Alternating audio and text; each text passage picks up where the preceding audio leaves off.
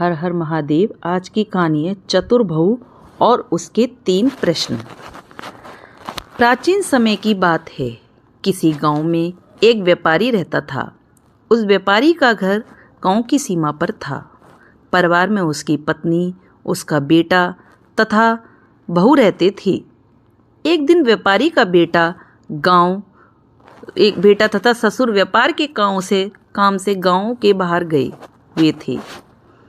व्यापारी की बहू घर पर कुछ काम कर रही थी कि तभी 3 पथिक वहां पहुंचे तथा आवाज़ लगाई कि बहन, बड़ी प्यास लगी है, क्या हमारे लिए पानी की व्यवस्था हो सकती है?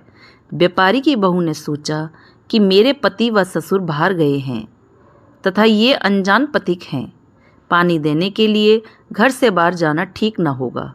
मैं इन तीनों से कुछ सवाल पूछती हूँ, तब तक शायद उसके पति व ससुर भी आ जाएं।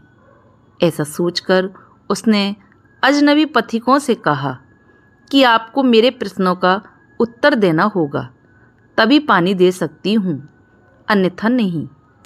अब चतुर बहू ने उनसे पहले से व्यक्ति से प्रश्न किया कि आप कौन हैं? वह बोला, मैं यात्री हूँ। बहू बोली, यात्री तो संसार में 2 हैं। इस पर वह कोई उत्तर ना दे सका। दूसरे से पूछा कि आप कौन हैं? वह बोला, बहन, मैं गरीब हूँ। तब वह बोली कि गरीब तो 2 ही होते हैं। वह भी कोई उत्तर ना दे सका। तीसरे ने कहा कि मैं अनपढ़ गंवार हूँ। तब बहू ने कहा कि अनपढ़ तो 2 ही होते हैं। अब वह निराश होकर जाने लगे। तब तक बहू को उसके ससुर आते हुए दिखे। यह देखकर उसने उन पथिकों को पानी के साथ साथ उनके लिए गुड़ व छाछ की व्यवस्था भी कर दी।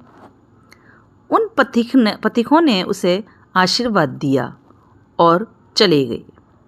किंतु उसके ससुर ने अपने घर से उन पथिकों को जाते देखा तो उसे ये बात अच्छी न लगी। उसने सोचा कि बहू पता नहीं किन किन अजनबियों को घर पर अपने पति की अनुपस्थिति में बुलाती होगी। ऐसा सोचकर उस राज्य के राजा से उसने अपनी चतुर बहू के चरित्र पर संदेह व्यक्त करते हुए शिकायत कर दी। राजा ने अपने 2 सिपाहियों को व्यापारी के घर भेजा। बहू ने उनसे कहा कि राजा ने किस रूप में उसे दरबार में बुलाया है, ये पूछकर आओ। राजा के पास जाकर सिपाहियों ने ये बात बताई तो राजा बोला कि उसे बहू के रूप में यहाँ लाओ। व्यापारी की चतुर बहू को पालकी में बिठाकर लाया गया। व्यापारी भी वहीं पर मौजूद था। अब बहू को सारी बात समझ आ चुकी थी। राजा ने पूछा कि तुम अजनबी पुरुषों को अपने घर में क्यों लाई, जबकि तुम्हारा पति भी घर पर नहीं था? तो उसने कहा कि महाराज, मैंने तो केवल अपने कर्तव्य का पालन किया है। वे पथिक प्यास से व्याकुल थे, किंतु अजनबी होने के नाते मैंने उन्हें पानी ना पिलाकर पति व ससुर की प्रतीक्षा करना ही उचित समझा। इसके लिए मैंने कुछ कठिन प्रश्नों का सहारा लिया था। राजा ने कहा, हम उन प्रश्नों के संबंध में जानना चाहते हैं। इस पर वह बोली कि महाराज, मेरा पहला प्रश्न था कि संसार में यात्री कौन है? जिसका उत्तर है कि संसार में केवल 2 ही यात्री हैं, एक सूरज तथा दूसरा चंद्रमा। ये दोनों प्रतिदिन यात्रा करते हैं। दूसरा प्रश्न कि गरीब कौन है? उसका उत्तर है कि गरीब 2 हैं, एक गाय एवं बहू। मेरे तीसरे प्रश्न का उत्तर है कि अनपढ़ व गंवार 2 हैं, भोजन तथा पानी, जो किसी के साथ भी कहीं पर भी चल देते हैं। ऐसा कहकर बहू बोली कि महाराज, एक और प्रश्न का उत्तर अभी अभी मुझे मिल गया है। राजा आश्चर्य से बोला, वे क्या है, बताओ। बहू बोली कि जान की सलामती हो तो बताऊं। राजा ने अनुमति दी तो बोली, प्रश्न ये है कि संसार में मूर्ख कौन है? राजा ने पूछा, कौन है? मैंने तो केवल अपने कर्तव्य का पालन किया है।